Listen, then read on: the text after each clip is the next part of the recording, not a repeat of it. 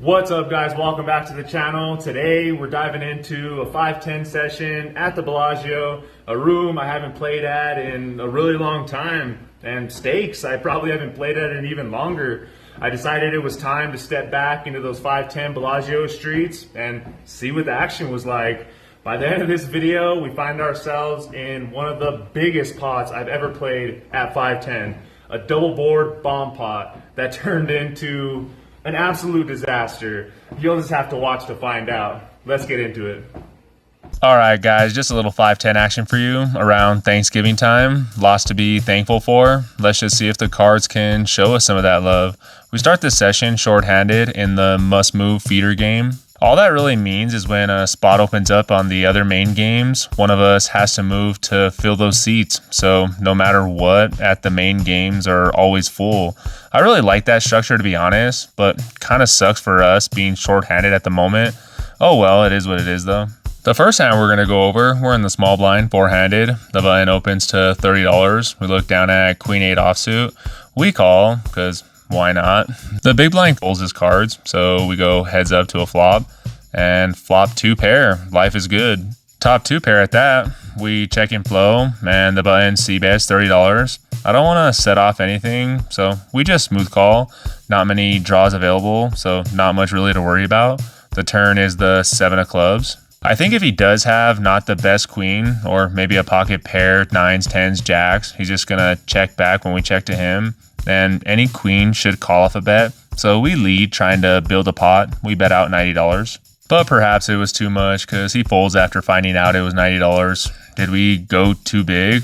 Could have picked up a draw of our own and wanted to start bluffing, thinking that board hits us more, but who knows. A few more players come join us, so 6-handed now. We open and flop an ace. We c-bet and get one player to fold. The turn is another club, but we can't grant our opponent a flush, so we continue with a bet of $110.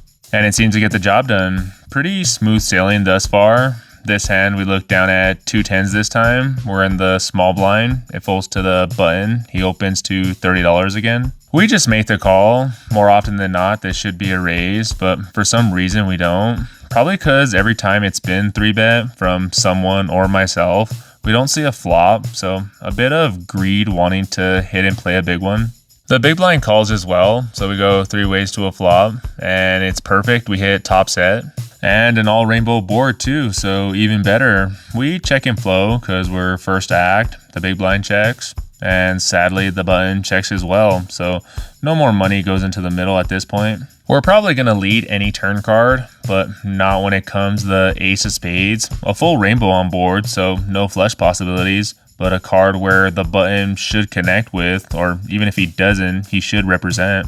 So we check for a second time, and instead of the button betting out, the big blind decides to do the betting, and he throws out $60. The button lets it go, so apparently he didn't have an ace, and now action's on us. I think the big blind is drawing dead, so can't scare him away, we just smooth call.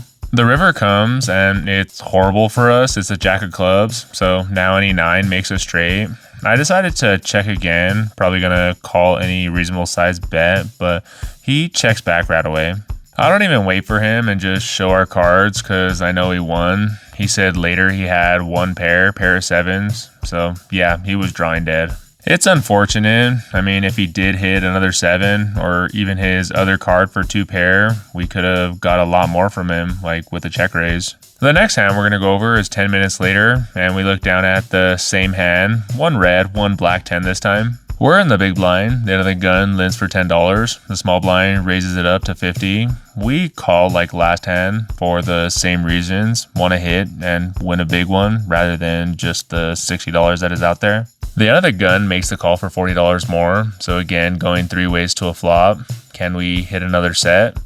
Nope, we cannot this time. It's Queen Jack 8 with 2 clubs. Unlike last hand, we were in position from the initial aggressor, and even though he was the initial aggressor, he checks in flow, and I don't blame him. It's a super connected board, so action now on us, and I kind of just want to take control of the betting lead, so we throw out $40. The end of the gun makes a call right away, and the small blind takes a few seconds and makes the call as well. Not ideal, was hoping to just go heads up, so looking for some help. which doesn't come. It's a brick. It's a 5 of diamonds. The small blind checks and flow again, and this card doesn't change anything. I think we gotta keep betting in order to win. So we keep our foot on the gas, but not very hard. We double the flop bet. Small size, I know, but I don't think a gut shot would call another bet, or a hand like bottom or middle pair for that matter. So $80 it is. And just like the flop, the under the gun calls right away, and the small blind takes a little bit more time, but eventually calls as well. Bummer, this isn't good. Hoping now for a complete blank so we can unload the clip, but I think it's for value now because the river comes the 9 of hearts. This is actually amazing. Not only do we hit, but the flush misses. So when the small blind checks for a third time, I think we gotta go a decent amount, make it look like we missed a flush and have to bet to take it down. So we throw out $440, like 90% size of the pot. The under the gun makes a quick decision, and the small blind goes into the tank. It's not for very long though. He mucks as well. Dang it, betting as a bluff the whole time, and when we actually hit, we don't get called. We play for another half hour at this table till we get moved to one of the main games. So new table, same seat, which is good for us because of the view. We're pretty card dead for about an hour, only raising a few hands and not even that good of hands either. Never seen a flop until we get involved in this one. We look down at ace 9 suited and the under the gun. We open to $40. The other gun won cold calls. The next act 3 bets it to $170. It folds around back to us, and I've been folding a lot. I want to play, and this hand has potential, especially against pocket pairs like jacks, queens, kings. And also if the under the gun 1 calls as well, the price is right. Unfortunately, the under the gun 1 folds, but still I'm okay with going heads up. The flop comes and we hit middle pair. Not only do we flop a pair, we have backdoor flush draw, and just a great board for us in general because this smashes us all day and never really hits him. Pocket tens maybe on a rare occasion, but unlikely. We still check and flow like normal to see what he wants to do, and as expected he checks back. Hands he could have ace king, ace queen, and the pocket pairs we talked about.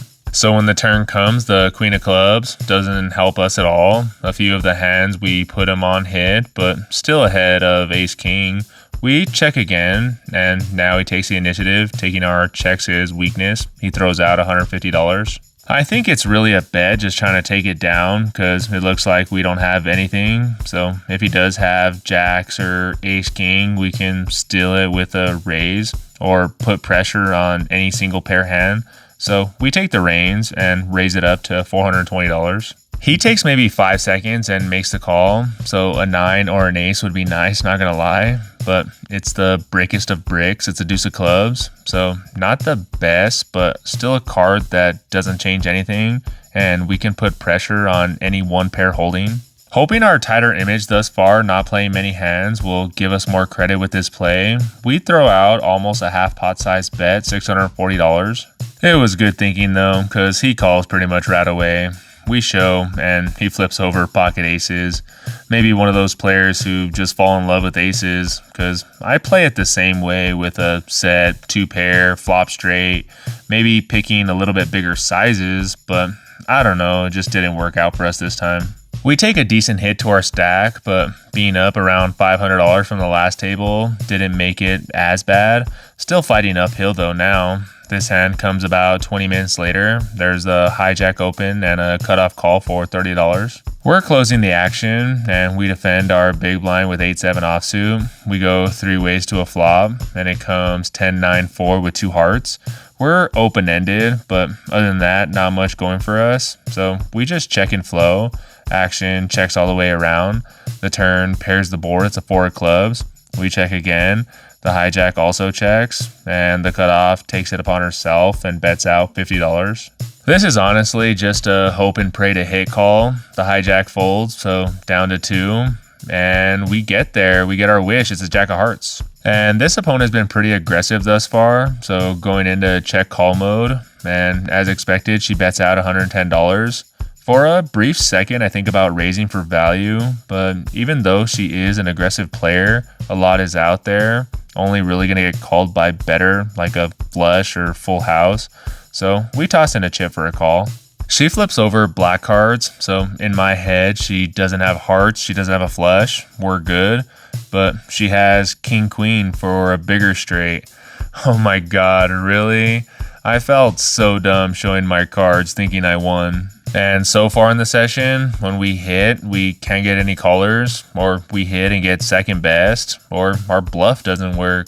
Not really a recipe on winning money. Like these hands we open mostly because of our position, but get no action. Like, come on. I soon look down and realize we have like no chips, so we reach into the bag and add on $1,000 more, topping off with over $2,000 in our stack. We look down at ace-jack offsuit in the big blind. There's another gun open to $30, a guy from Spain, pretty aggressive with over $4,000 in his stack. So we just call after the small blind calls. The flop comes king, jack, jack with 2 spades. The small blind checks, and all right, we've tried checking in flow. This time we lead out, thinking if we check, it's just gonna check around, and then the turn is shit for us, so forced to check again and call a bet when the river is even worse. I think that's when like a losing mentality, it's a losing mindset. When you're just losing all session, you think of worst case scenarios. It's basically like engraved almost. Things are not going my way and they're gonna continue to not go my way. So yeah, we lead out for $40. The under the gun calls and the small blind mucks. So down to heads up. The turn comes the queen of spades, a really bad card for us because the board is just super connected now. But can't really play scared. We fire again, this time 1 black chip. The under the gun thinks, looks back at his cards, and gives them back to the dealer. So another situation where we hit and can't get any more action. A few hands go by, and again, more of this BS opening and just get folds, folds, folds, no action. Then this one comes about, and it's probably the hand you've been waiting for this whole time. Every dealer change, and I wasn't aware of this, they do a double board hold'em bomb pot. I mean, I know it's been a while since I played 510 at the Bellagio, but I really thought it was a single board bomb pot. Maybe that's just at the Aria, I don't know. So $30 from each player, get dealt 2 cards and 2 flops. The top board is 6-5-4 rainbow, and the bottom board is ace-6-2 with 2 spades. We are first to act and look down at 7-3 offsuit. What do you know, we flopped the second nuts on the top board and nothing on the bottom. Only thing that sucks is we are out of position, so we just check to see what everybody else wants to do. It checks the middle position player, and he fires out $40. It folds to us, and we just make the call. Reasoning is because it'd be nice to have the big blind come along to make the pot bigger, because more than likely we have the top board, and they can just fight for the other board. As hoped, the big blind calls as well, so 3 ways to 2 turns, and they come the 5 of spades and the 10 of hearts. Downgraded for sure, some boats possible now, but against random 2 cards, it's hard to have. We check again, the big blind checks, and now the middle position player fires for more, $300 this time. I don't think we can go anywhere. We have a solid hand. We make the call, throw in 3 black chips. The big blind folds his cards. Now, honestly, hoping for a pair on the bottom to have a little something to fight with. And if that's the case, we can overbet jam to try to get him off a chop, but no such luck. The top board, however, doesn't change anything. It's not like a double paired board or a flush possibility, so that's good. We check again, and our opponent doesn't take long at all before going all in for over $2,000 covering us. Oh my god, this is just gross. We have nothing on the bottom board, like absolutely nothing, which I know at best we're chopping. I guess a hand we do scoop that can be doing this is 5-3, trips on the top and nothing on the bottom, or even 7-5, we would quarter him having the same on the bottom. Or chopping with 5-4, him having a full house on top and our 7 high plays on the bottom. Hands that we absolutely lose to that improved on the river are full houses like King 5 or pocket 4s, pocket kings. The 6 on the river on the bottom eliminates some full houses you could have. Just not many possibilities. Really just sucks though praying for a chop. After a brief tank, I just think folding a solid hand and giving up $370 already that we put in the middle is just nitty, and the odds of getting scooped is very slim. So we call, He flips over his cards. What do they have? Michael.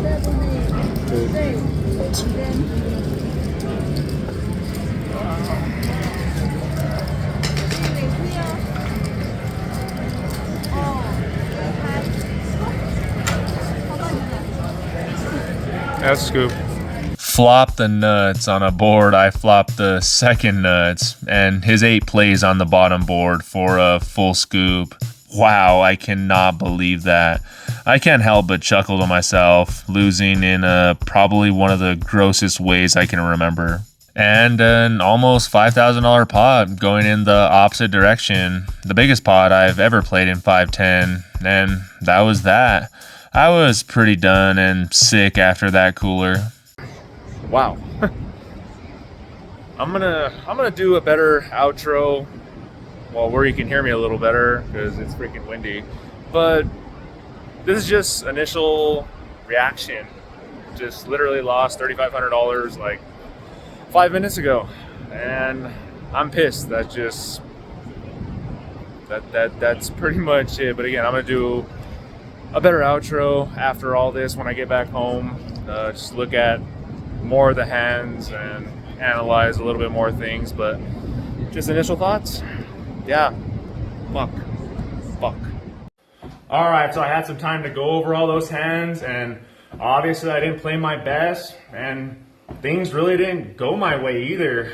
2 times where I had the second best straight, and you guys saw that last one.